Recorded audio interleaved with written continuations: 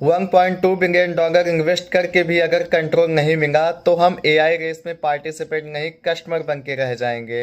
India में AI funding बढ़ रही है, हेडलाइंस इंप्रेसिव लग रहे हैं, लेकिन अगर आप थोड़ा इन डेप्थ जाकर देखें तो समझ में आएगा कि फंडिंग से ज़्यादा इम्पोर्टेंट इंफ्रास्ट्रक्चर कंट्रोल है। 2020 में एआई फंडिंग इंडिया के टोटल वेंचर कैपिटल्स का लगभग 5% था और आज यह शेयर बढ़कर 12% के आसपास पहुंच चुका है।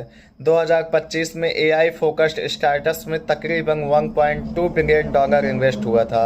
ये ग्रोथ बताता है कि इन्वेस्टर्स एआई को सीरियस ले रहे हैं, लेकिन फंडिंग का मतलब ये नहीं होता है कि टेक्नोलॉजी इकोसिस्टम का डिसीजन मेकर बन गया। अगर आपका एआई मॉडल किसी और कंट्री के डाटा सेंटर्स पर रन हो रहे हैं और आपकी cost structures foreign cloud pricing से डिसाइड होती है तो आप इनोवेशन कर रहे हैं, लेकिन स्ट्रेटेजिक इंडिपेंडेंस आपके कंट्रोल में नहीं है। इस सिचुएशन में आप बिल्डर तो हो सकते हैं, लेकिन इकोसिस्टम के ऑनर नहीं। इसलिए डोमेस्टिक कंप्यूट कैपेसिटी इंपॉर्टेंट है। इंडिया में ऑलरेडी 38,000 से ज़्यादा जीपीयूज एआई वर्कलोड्स के लिए डिप्लॉय किए गए हैं और इसका टारगेट 2026 तक 1 लाख जीपीयूज का है। इंडिया एआई मिशन के तहत ₹65 पर हावर पर सब्सिडाइज्ड जीपीयू एक्सेस दिए जा रहे हैं ताकि अगले स्टेज फाउंडर और रिसर्चर्स एंट्री बैरियर क्रॉस कर सकें।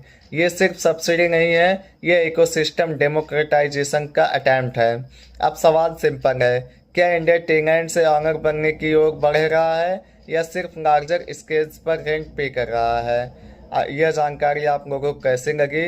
अगर अच्छी लगी तो इसे ज़्यादा से ज़्यादा लाइक करें, सब्सक्राइब करें और साथ ही साथ बेल आइकन को प्रेस कर दें। Thank you.